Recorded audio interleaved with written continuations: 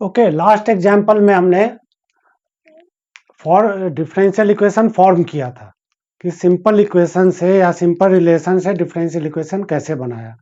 अब इसके दूसरे पार्ट में चलते हैं कि उसका जब डिफरेंशियल इक्वेशन बन गया उसका सोल्यूशन कैसे निकालें। तो हम आते हैं techniques of finding solution of differential equation.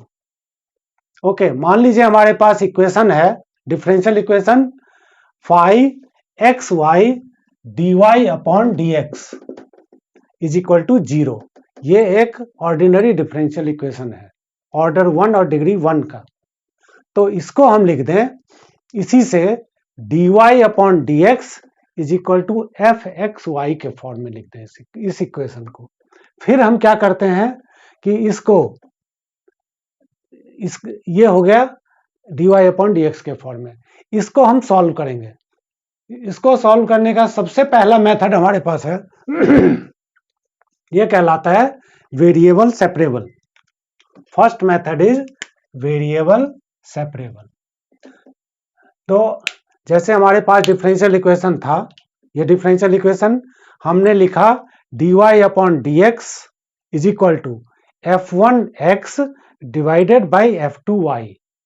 x वाले को अलग कर लिया हमने, y को अलग कर लिया। फिर y को y के साथ ले लें, x वाले टर्म को x के साथ ले लें, dx के साथ।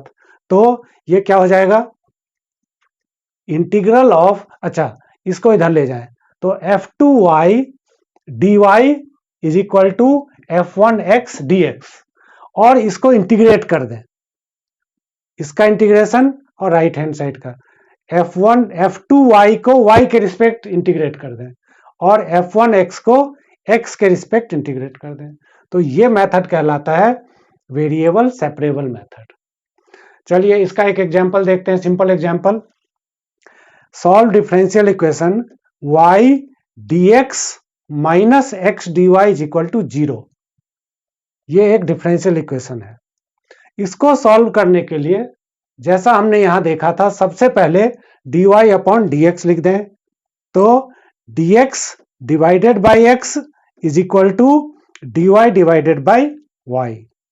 अब इसको हम इंटीग्रेट कर देते हैं। Integral of dx upon x is equal to integral of dy divided by y। Integral of 1 upon x dx log x। Integral of 1 upon y dy log y। तो log x minus log y is equal to c। इसको हम लिख सकते हैं log m minus log n is equal to log m divided by n। तो इसको लिखा जा सकता है log of x divided by y is equal to c। अब log x upon y is equal to c है, तो इसको क्या लिख सकते हैं x upon y is equal to e power c। तो ये हमारे पास आ गया x is equal to y e power c। ये हो गया इसका डिफरेंशियल, ये हो गया सोल्यूशन। ये जो डिफरेंशियल इक्वेशन था इसका सोल्यूशन हमारे पास ये आ गया जो आर्बिट्रेरी कांस्टेंट के फॉर्म में है। अब दूसरे एग्जाम्पल को देखें हम कि सेपरेशन ऑफ वेरिएबल से ही, बस थोड़ा सा इसमें डिफरेंस है। देखिए solve differential equation cos x plus y d y is equal to d x. तो इसको हम सबसे पहला काम क्या करें, d y upon d x के फॉर्म में लिख दें। तो d y upon d x क्या हो जाएगा 1 upon cos x plus y, और 1 upon cos x plus y sec x plus y. तो हमारे पास आ गया d y upon d x is equal to sec x plus Y.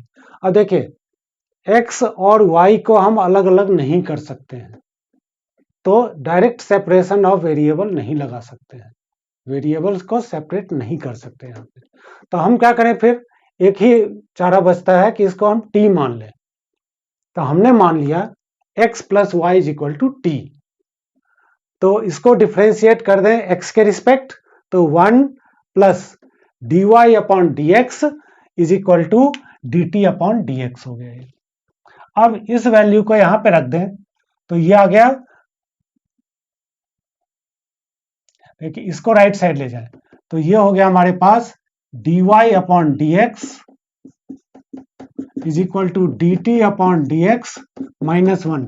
इसको यहां रख देते हैं तो d t upon d x minus 1 is equal to sec t हो गया ये।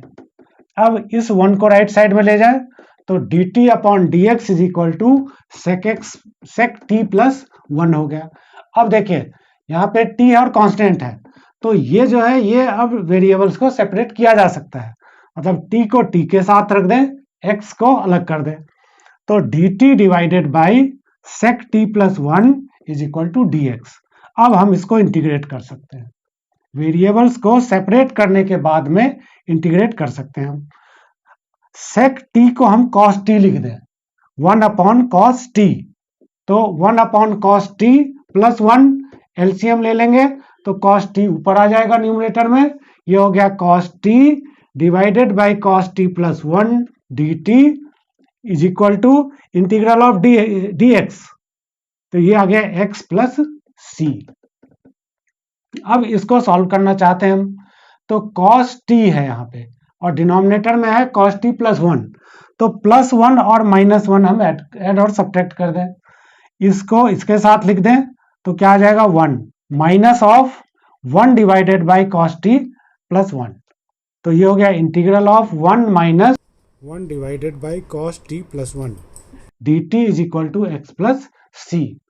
Differentiation of 1 with respect to t minus integral of cos t की वैल्यू ऐसी रखें जिससे 1 कैंसिल हो जाए, तो हमारे पास फॉर्मूला क्या है, cos 2x is equal to 2 cos square x minus 1 या 1 माइनस 2 साइन स्क्वायर x।